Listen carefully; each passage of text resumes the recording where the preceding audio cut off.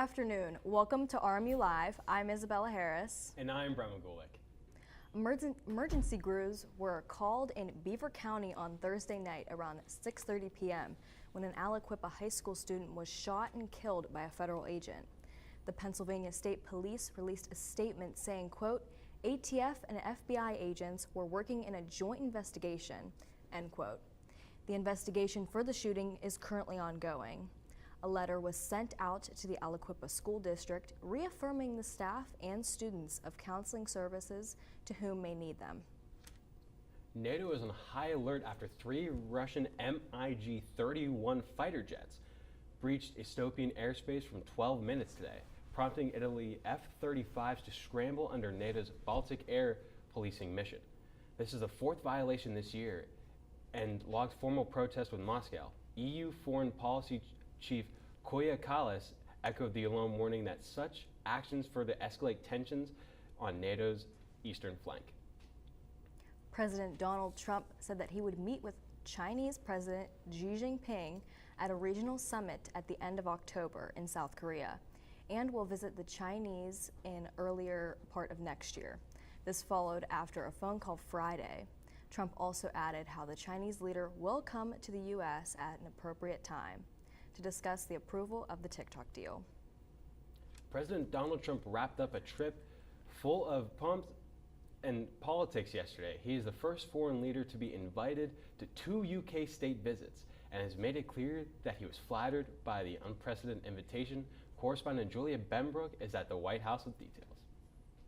When British Prime Minister Keir Starmer, who is aware of President Donald Trump's interest in royalty and ceremony, visited the White House a few months ago, he brought with him the invite for this trip and promised it would be, quote, incredible and historic. On Wednesday, the royals rolled out the red carpet for a day full of pomp and pageantry, including a royal salute, carriage procession, and a state banquet. Thursday, though, was more of a day of business, and as Trump and Starmer sat down for talks, both highlighted the strong bond between the two countries. I think it's an unbreakable bond we have, regardless of what we're doing today. I think it's unbreakable. The leaders discussed partnerships in various areas, including trade, and signed what they are calling a tech prosperity deal, a pact that will see U.S. tech companies invest billions of dollars in the UK for AI, quantum computing, and nuclear energy. To ensure our countries lead the next great technological revolution side by side. In fact, we just left the business leaders, the biggest in the world. Some are in this room right now. And that was quite a meeting we had on business and trade and technology. At the end of the trip, the leaders held a joint news conference addressing various topics, including the wars in Gaza and Ukraine. At the White House, I'm Julia Benbrook. ABC has suspended Jimmy Kimmel indefinitely over his remarks regarding Charlie Kirk's death. The longtime late-night comedian made several comments toward the assassination on Monday night's show. The president of Nexstar's broadcasting division started, quote, Kimmel's comments are offensive and insensitive at a critical time in our nation's political discourse, end quote. Kimmel himself had no immediate comment. President Trump took social media congratulating NBC for, quote, finally having the courage to do what needed to be done, end quote. The president also had more to say on Kimmel in this recent UK visit. Let's take a look.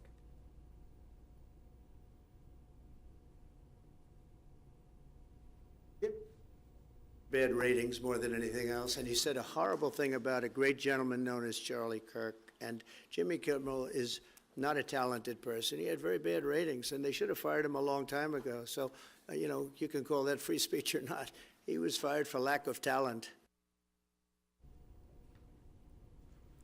Attorney General Pam Bondi is facing bipartisan backlash on Tuesday over her comments that the justice system will, quote, absolutely target anyone who targets others with hate speech in the wake of the killing of Charlie Kirk, end quote. Bondi originally made these comments in a podcast interview with Katie Miller, the wife of White House Chief Staff Stephen Miller. Her comments quickly gained traction across social media. The Attorney General issued a statement from her X account on Tuesday morning explaining if hate speech crosses into the lines of threat or violence, it is not protected by the First Amendment and that it's a crime. President Donald Trump has filed a $15 billion defamation lawsuit against the New York Times publisher Penguin Random House, accusing them of coordinated campaign to damage his reputation ahead of the 2024 election. The suit, filed in Florida, targets 4 NY Times reporters and the book Lucky Loser, which Trump claims falsely portrays his business legacy. He also cites papers' endorsement of Kamala Harris as evidence of political bias. The Times responded, calling the suit, quote, meritless, and a threat to press freedom. Experts say Trump faces a high bar, needing to prove actual malice under the First Amendment standards. After facing challenges, it is independence and economic uncertainty being stoked by tariffs and trade policy. The Federal Reserve on Wednesday announced its latest decision on interest rates. Karen Kaifa is in Washington with a look at what this all means to consumers. The Federal Reserve making its first rate cut since last December and making the move to prop up a U.S. labor market that is now on shaky ground. Consumers won't feel relief on loans right away, but it's a small step as the credit landscape starts to draw some concerns. The Federal Reserve on Wednesday cutting interest rates for the first time in 2025. In light of the shift in the balance of risks, today the Federal Open Market Committee decided to lower our policy interest rate by 1/4 percentage point. The move comes as the Fed continues to assess the impact of President Donald Trump's tariffs on inflation, which has begun to tick up, and as the labor market shows multiple warning signs. We've seen hiring slow. Teen unemployment is skyrocketing. Black unemployment skyrocketing. The Fed is concerned about the job market much more than they are concerned about the inflation side of their mandate. And as credit scores fall at the fastest pace since the Great Recession, the national average FICO score dropped by 2 points this year, according to data released by the analytics company Tuesday, the most since 2009. Inflation is sticking around. Interest rates are still really high, even with these cuts from the Fed. So it's just a really tough time for an awful lot of people. Matt Schultz, chief consumer finance analyst for personal finance website LendingTree, says consumers can take their own steps to help reduce their debt burden rather than wait for the Fed. There are things that you can do with interest rates that will have a bigger impact than anything that the Fed will do. Schultz says that includes shopping around for a mortgage or auto loan, or making a balance transfer to a 0% interest credit card, or getting a debt consolidation loan to lower interest payments each month.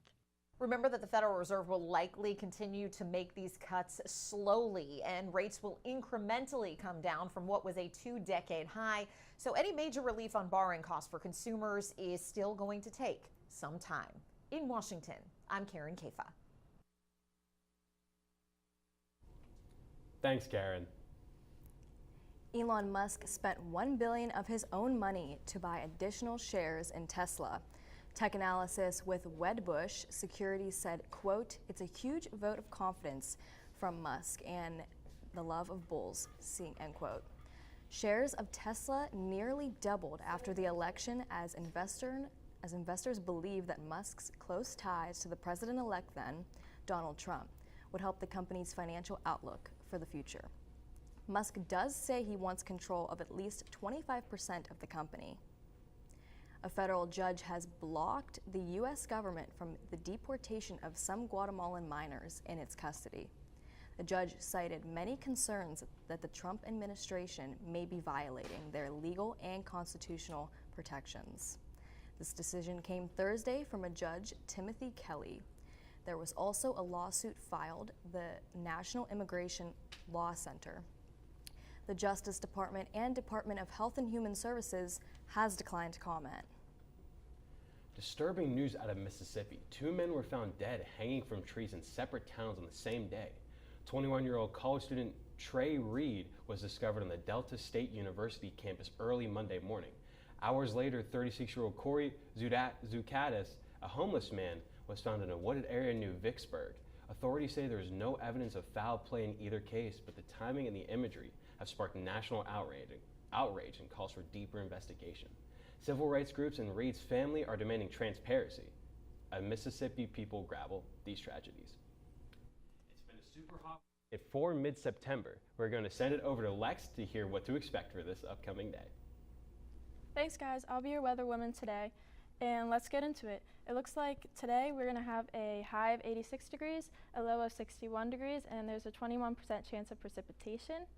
And then moving on to the hourly forecast, at 3 p.m. it's going to be sunny and cloudy with 85 degrees. And then at 6 p.m.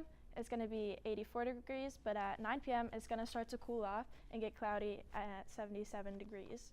And then moving on to tomorrow's forecast, it is going to be similar to today's forecast. It's going to be 85-degree high with a 64-degree low and a 8% chance of precipitation. And that's all that I have for you guys. Now stay tuned later for the 5-day forecast. Sending it back to the desk. Thanks, Lex. I wouldn't get those fall sweatshirts out just quite yet. No. Coming up next, PA cops killed during arrest, and find out why an Allegheny County might be getting more difficult. And a few pieces of advice on how to take a little bit healthier after this break. Oh, sweetie. Okay, you know what? Let's take off his sweatshirt. Get rid of pictures of him. You don't have to look at him. Goodbye, Dave. Mom, you don't understand. He's tagged in like 400 of my posts. I can cut out tags. No, that's not how it works. What is a tag?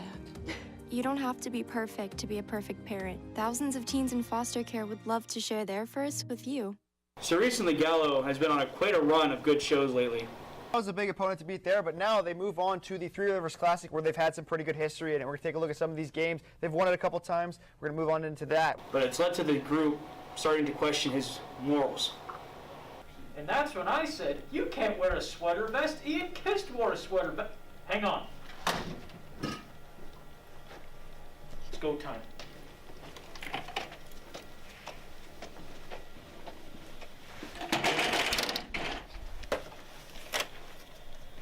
You seeing this?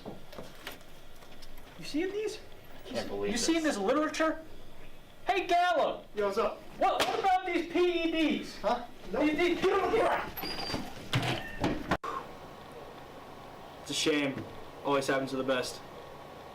That's it.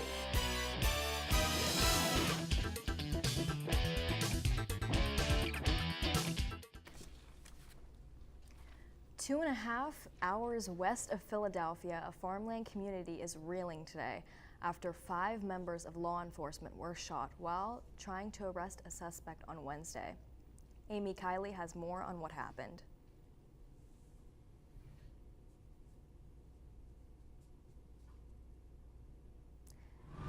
This kind of violence isn't okay. 3 officers are dead and 2 are gravely wounded after a shooting in central Pennsylvania yesterday. I was just about to Officials say say they the injured County sheriffs and the deceased were Northern York regional officers. This is an absolutely tragic and devastating day for York County and for the entire Commonwealth of Pennsylvania. Sources say the officers were trying to arrest the suspect and serve a restraining order involving his ex-girlfriend. This involves stalking, repeatedly, criminal acts to cause fear, loitering and prowling at night, criminal trespass, simple trespass. Officials say the shooter was wearing camouflage and waiting in a cornfield when officers arrived. When I got past the barn, I heard gunshots.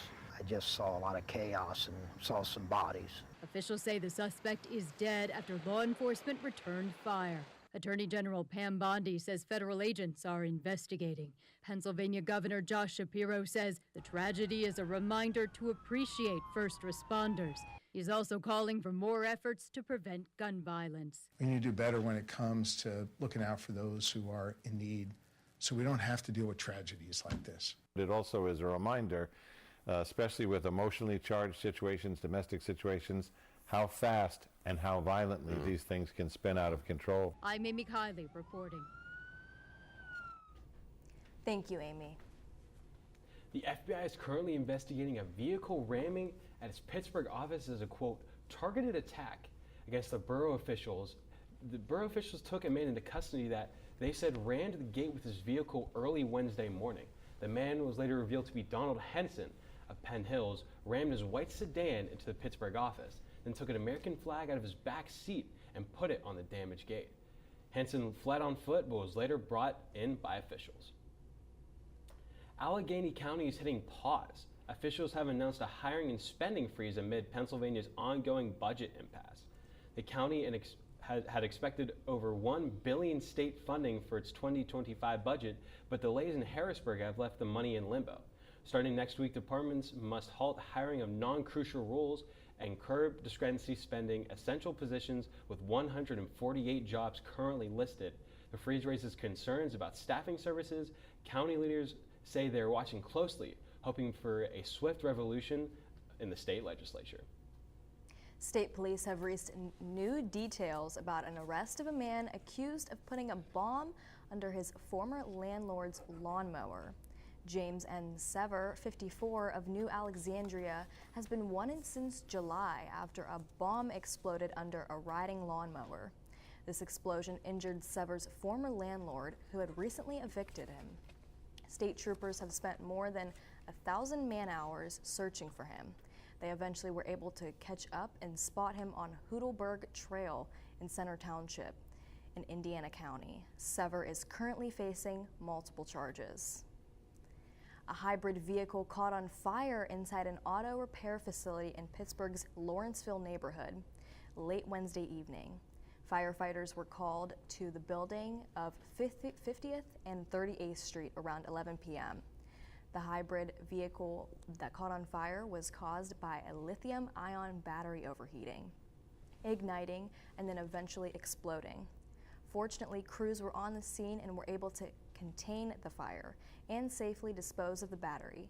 No injuries were reported from this incident.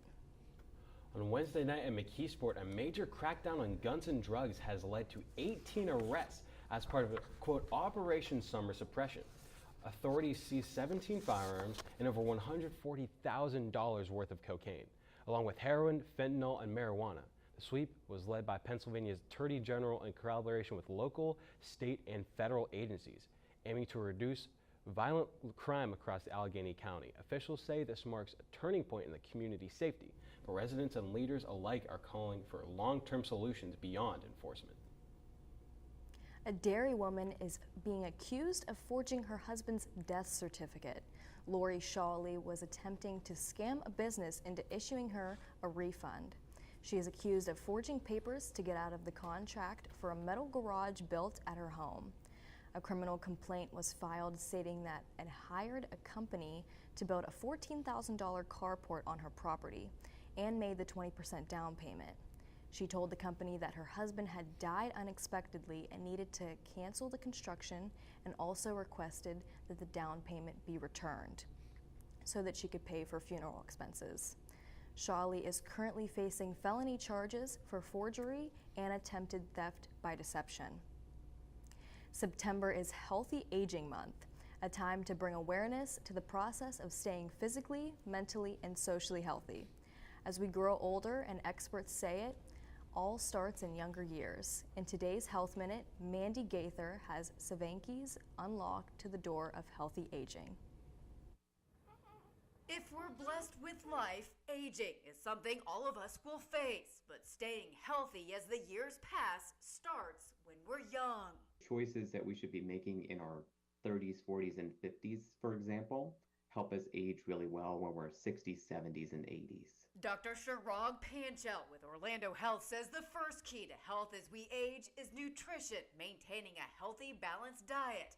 Next, keep your body active. The CDC says average adults need at least 150 minutes of moderate intensity physical activity and 2 days of muscle strengthening exercises a week.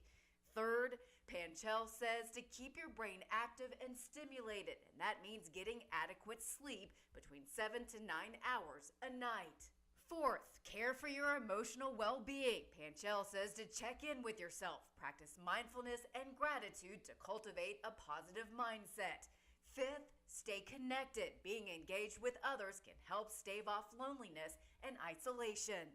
Sixth, prevent injuries. Panchal says falls are a leading cause of injury and disability in older adults. Balance and strength training can help keep bones healthy. Also, remove trip hazards like loose cords from the home and wear proper footwear. Finally, stay up to date on your preventative healthcare routine. That includes routine checkups, vaccines, and screenings. We can add more healthy years by making small, consistent, healthy daily choices. For Health Minute, I'm Mandy Gaither. The CDC says that making positive lifestyle choices early in life can help overall well-being as we age. The agency says it's never too late to adopt healthy habits and that we can create positive changes in our lives. Coming up, we have some Colonial football recaps. Messi signing a new contract as well. An NC State sexual assault lawsuit is being filed, and some Steeler updates whenever we return on RMU Live.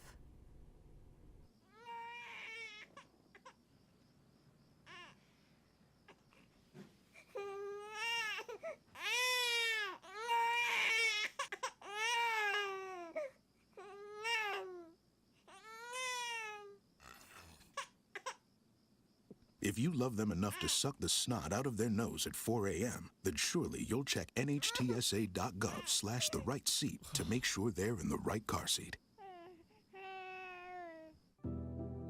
Today, we face an unprecedented crisis. Tens of millions of refugees have been forced from their homes. But you can make a difference.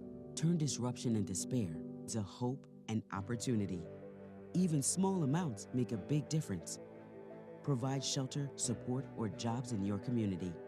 The more we understand, the greater sense of belonging we create. Act now.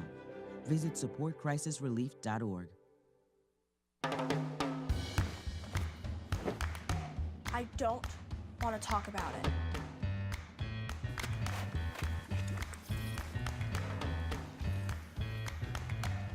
I don't want to talk about it.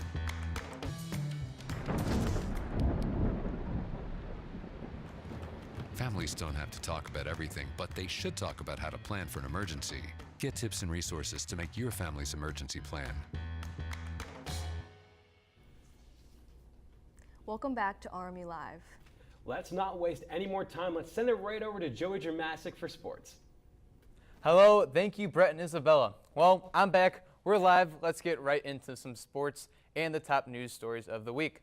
Sticking in Moon Township, the fall teams have been very busy recently. Starting with the football team, the Colonials hosted the Hilltoppers of West Liberty in their home opener. The RMU students showed out, breaking the student attendance record with 625 students who attended last week's game. The Colonials would bounce back from their first two blowout losses with their first win of the season, beating West Liberty 28-14. Running back Ethan shined this week, rushing for 133 yards and finding the end zone for the first time this season. Running back Donto Wack and receivers Thomas Lee and J.Kai Carter also found the end zone, with Carter mossing West Liberty's Junius McGraw for the score. Quarterback Zach Tanner went 8 for 9, throwing for 83 yards and 2 touchdowns in the win. The Colonial defense also kept up their turnover ways, forcing 2 interceptions that were caused by Israel Petit and Tashin Howard, along with 1 fumble. West Liberty's quarterback Cole Meesman completed 20 of his 34 passes while gaining 219 yards in the air and 19 yards on the ground. The Colonials will look to lever their record at 500 this Saturday at Joe Walton Stadium as they take on the Dayton Flyers at 2 p.m. Let's move over onto the pitch, as both soccer teams for RMU were busy this week as the men's side took on the Detroit Mercy University to open their 2025 Horizon League campaign, and they did not take lightly against the Titans. They would beat the Titans 4-0 with 3 of the goals coming in the second half.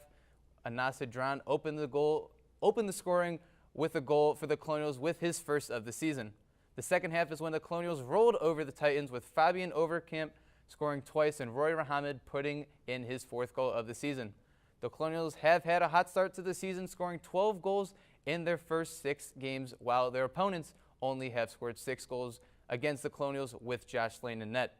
The men's side will look to improve to 2-0 in conference play as they take on Northern Kentucky University at 4 p.m. at the North Athletic Complex tomorrow. The Colonials come into the game 3-1-2, while NKU comes in at 2-3-1. Coach Potter and the Colonials will look to grab another win this season tomorrow. The women's soccer team took on the 7-time defending Horizon League champions, Milwaukee. The Colonials fell to the Panthers 2-0 as the Colonials fall now to 2-5-1. Luckily for the women's team, they have a quick turnaround to get the bad taste out of their mouth as they take on Green Bay this Sunday at 1 p.m. at the NAC. The Colonials and the Phoenix are looking for their first conference win of the season as the Phoenix fell to Youngstown State last night 3-2. The volleyball team will host the 412 Project Volleyball Invitational at the UPMC Event Center today and tomorrow. They take on St. Francis tonight at 6 p.m. and will take on Buffalo at 5 p.m. tomorrow. This is the last set of games for the volleyball team before Horizon League play starts for them as well. As we move away from the Colonials, there was some national news in the sports world this week that is quite notable. First, we are going to venture onto the track as Sydney McLaughlin-Laverne cracked the 48-second mark with a time of 47.78 seconds at the World Championships in Tokyo. Marley Polino, the Dominican Republic sprinter, also cracked 48 seconds with a time of 47.98 seconds. Polino was the reigning world and Olympic champion with this event until last night. The previous record was held by East Germany's Marta Nock, set on October 6, 1985, with a record time of 47.6 cents of a second. A more serious and less exciting story takes us to a story involving 14 former NC State athletes who have filed a lawsuit alleging abuse by ex-head trainer Robert Murphy Jr. The recent lawsuits are additions to a lawsuit filed 3 years ago against Murphy as well. The alleged misconduct that took place from 2021 to 2022 was improper touching of the genitals during massages and other observations while collecting urine samples. Murphy is not the only person listed as a defendant, with 8 other school officials associated of negligence in oversight roles during this time. Seth Blum, who represents Murphy, will be joined by Raleigh-based attorney Jared Hammett. Blum said in a statement on Thursday, in quote, "In 3 years of representing Robert Murphy in and out of court, we have yet to see one scrap of credible evidence that he assaulted anyone," end quote. 12 of the complaints filed against Murphy are John Doe plaintiffs to protect the name of the athlete. Benjamin Locke is one of the 2 athletes who filed public complaints and has spoken out on the matter. Back to the pitch, soccer legend and MLS superstar Lionel Messi is in final stages of signing an extension with Inter Miami, who is now one of the team's most notable teams to Messi, thanks to Messi and other international stars that have joined since the arrival of Messi. One of the biggest selling points, aside from the vibrant sports town and beautiful destination spot, is the new stadium, which is going to be located next to the Miami International Airport, which is set to open next year. The club would love to have the World Cup champion to be a part of the team for the grand opening and for the remainder of the player's career. Finishing up with sports this week with the good old Pittsburgh Steelers, who are coming off a loss to the Seattle Seahawks 31-17. With the Steelers now looking to improve to 2-1, they will take on the Patriots this Sunday at 1 p.m. Well, that's all the time for me this week. And until next week, as always, I'm Joey Dramatic. Have a great weekend. Back to you. Thanks, Joey. Next up, we are going to take a look at the 5-day weather forecast.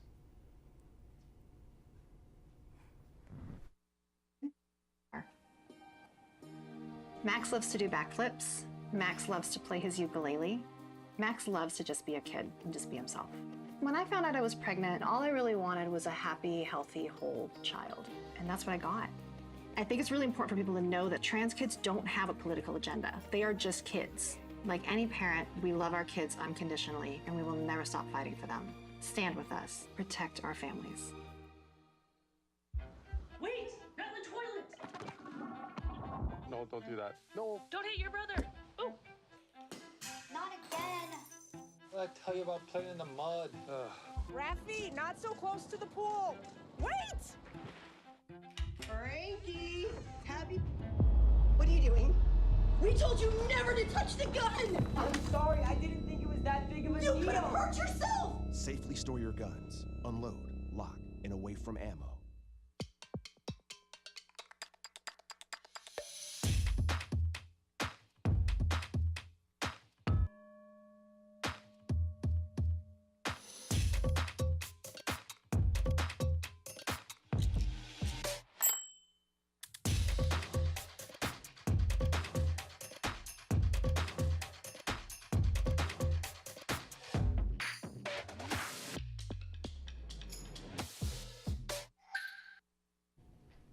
Welcome back. We're going to send it over for the 5-day forecast to Lex.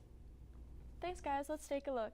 On Sunday, it's going to be sunny and cloudy with a high of 84 degrees and a low of 64 degrees. On Monday, it looks like you might want to bring out your umbrellas because there's a chance of rain, and there's a high of 80 degrees, a low of 64 degrees. And then on Tuesday, it's going to be thunderstorms, so watch out for that lightning. And there's going to be a high of 74 degrees and a low of 62 degrees. And then on Wednesday, there's going to be sunny and clouds, a high of 75 degrees, low of 58 degrees. Thursday is very similar with a high of 74 degrees and a low of 60 degrees. That's all I have for you guys right now. Back to the desk. Thanks, Lex. Sounds like you definitely need a jacket for those early mornings. Thank you so much for watching RMU Live. We hope you have a great weekend. Make sure to tune in next week.